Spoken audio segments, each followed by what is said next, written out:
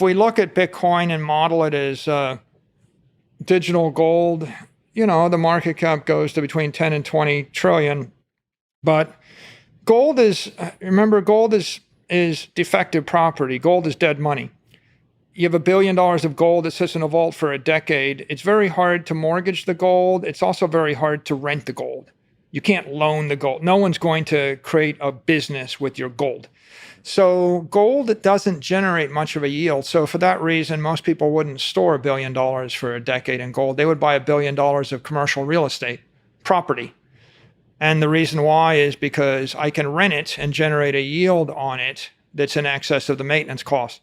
So if you consider digital property, that's $100 to $200 trillion addressable market. So I would think it goes from 10 trillion to 100 trillion as people start to think of it as digital property. What does that mean in terms of price per coin? At 500,000, right? That's a $10 trillion asset. At 5 million, that's a $100 trillion asset. So you think it crosses $1 million, it can go even higher? Yeah, I think it keeps going up forever. I mean, there's no reason it couldn't go to 10 million a coin, right? Because digital property isn't the highest form, right? Gold was that low frequency money. Property is a mid frequency money. But when I start to program it faster, it starts to look like digital energy, and then it doesn't just replace property. Then you're starting to replace bonds. Right? It's 100 trillion in bonds. There's 50 to 100 trillion in other currency derivatives. And these are all conventional use cases, right?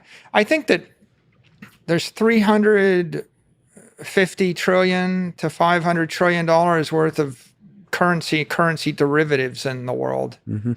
And when I say that, I mean things that are valued based upon fiat cash flows.